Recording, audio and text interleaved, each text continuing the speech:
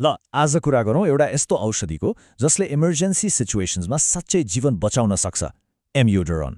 यो मुटुको सबैभन्दा खतरनाक इरेगुलर हार्टबिट्स जसलाई हामी अरिथमिया भन्छौँ त्यसलाई कन्ट्रोल गर्न प्रयोग हुने एउटा निकै पावरफुल औषधि हो। तर एउटा प्रश्न उठ्छ, आखिर एउटै औषधिले मुटुको यति खतरनाक रिदमलाई कसरी रोक्न सक्छ? आउनुहोस् आज हामी यसको मेकानिजम अफ एक्सनको गहिराइमा पुगेर यही रहस्यलाई बुझ्ने प्रयास गरौँ। हामी यो विषयलाई 5वटा खण्डमा हेर्नेछौँ। सुरुमा एउटा छोटो परिचय, त्यसपछि यसको मेन मेकानिजम, अनि यसको मल्टिक्लास इफेक्ट, बिरामीमा देखिने क्लिनिकल प्रभाव र अन्तमा सबैभन्दा महत्त्वपूर्ण टेकअवे पोइन्ट्स। त्यसो भए सुरु गरौँ हाम्रो पहिलो खण्डबाट, परिचय। वास्तवमा एम्योडारोन के हो र यो किन यति धेरै महत्त्वपूर्ण छ त? एम्योडारोनलाई क्लास 3 एन्टी एरादेमिक औषधि भनेर क्लासिफाई गरिन्छ। सजिलो भाषामा भन्नुपर्दा यसको मुख्य काम भनेकै मुटुको एब्नर्मल इलेक्ट्रिकल एक्टिभिटी अर्थात् गडबड भएको विद्युतीय सङ्केतलाई नियन्त्रणमा ल्याउनु हो। यो कुनै सामान्य औषधि होइन है। यो विशेष गरी ज्यानै जोखिममा पार्न सक्ने लाइफ थ्रेटनिङ अवस्थाहरूमा प्रयोग हुन्छ, जस्तै भेन्ट्रिकुलर ट्याकिकार्डिया, भेन्ट्रिकुलर फिब्रिलेसन र केही अवस्थाहरूमा एट्रियल फिब्रिलेसनलाई कन्ट्रोल गर्नको लागि पनि। अब जाउँ सबैभन्दा महत्त्वपूर्ण र टेक्निकल पाटोमा, यसको मुख्य मेकानिजम। आखिर सेलुलर लेभलमा अर्थात् मुटुको एउटा सानो सेलभित्र एम्योडारोनले त्यस्तो के गर्छ त? अब यो बुझ्नको लागि पहिले कार्डियाक एक्सन पोटेन्शियल के हो त्यो क्लियर हुनुपर्छ। यो भनेको मुटुको सेलभित्र बन्ने एउटा इलेक्ट्रिकल सिग्नल हो। जब सोडियम, पोट्यासियम र क्याल्सियम जस्ता आयनहरू सेलभित्र बाहिर गर्छन् तब यो सिग्नल बन्छ र यही सिग्नलले नै मुटुको धड्कनलाई ट्रिगर गर्छ। अब एम्योडोरनको मेन म्याजिक यही छ। यसले गर्ने मुख्य काम भनेको मुटुको सेलमा भएको पोट्यासियम च्यानललाई ब्लक गरिदिनु हो। बेसिकली यसले पोट्यासियमलाई सेलबाट बाहिर जान दिँदैन। अब जब पोट्यासियम बाहिर जान पाउँदैन त्यो इलेक्ट्रिकल सिग्नल अर्थात् एक्सन पोटेन्शियल नर्मलभन्दा लामो समयसम्म एक्टिभ रहन्छ। यसैलाई हामी एक्सन पोटेन्शियल ड्युरेसन प्रोलङ हुनु भन्छौँ। र एक्सन पोटेन्शियल लामो हुनुको सिधा असर पर्छ रिफ्र्याक्ट्री पिरियडमा। यो भनेको सेलको रेस्ट पिरियड हो, जुन बेला सेल फेरि अर्को सिग्नलको लागि तयार हुन सक्दैन। यो रेस्ट पिरियड लामो भएपछि के भयो त? अनावश्यक र छिटो छिटो आइरहेका अबनर्मल सिग्नल्सहरू आफै सप्रेस्ड हुन्छन्।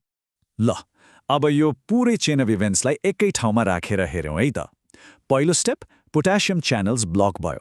त्यसले गर्दा एक्सन पोटेन्शियल लामो भयो, जसको परिणाम रिफ्र्याक्ट्री पिरियड अर्थात् रेस्ट टाइम पनि लम्बियो अनि एब्नर्मल सिग्नल्सहरू दबिए र फाइनल रिजल्ट मुटुको रिदम फेरि स्टेबल भयो।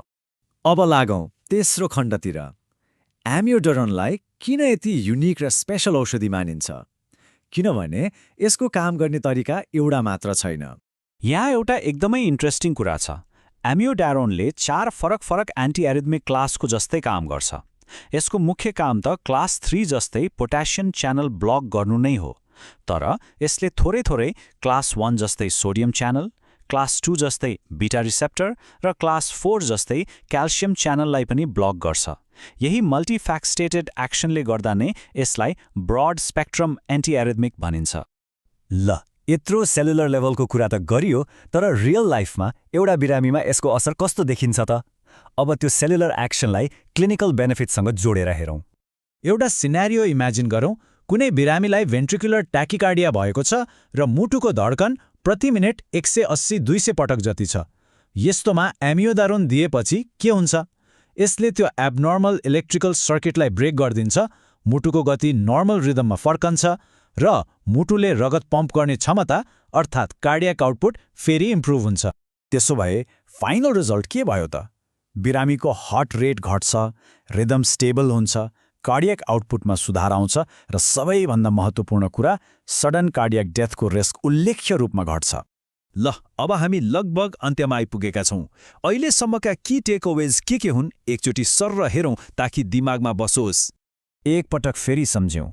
एम्योडारोन मुख्यतया भेन्ट्रिकुलर ट्याकिकार्डिया, सीपीआर पछि देखिने भेन्ट्रिकुलर फिब्रिलेसन, एट्रियल फिब्रिलेसनको रेट/रिदम कन्ट्रोल र अरू औषधिले काम नगरेको रेजिस्टेन्ट अरिथमियाजमा प्रयोग हुन्छ। अनि मेडिकल स्टुडेन्टहरूको लागि यो एक लाइन चाहिँ दिमागमा छापेर राख्दा हुन्छ। Amiodarone prolongs action potential by blocking potassium channels. यो एउटा वाक्यले नै यसको 90% मेन मेकानिजमलाई एक्सप्लेन गर्छ। र जाँदै एउटा प्रश्न छोडेर जान चाहन्छु। एम्योडारनको यही ब्रड स्पेक्ट्रम एक्सन अर्थात् धेरैतिर काम गर्ने क्षमताले एकातिर यसको यति पावरफुल इफेक्ट र अर्कोतिर यसका वेल नोन साइड इफेक्ट्स दुवैलाई कसरी व्याख्या गर्ला? यसमा एकपटक विचार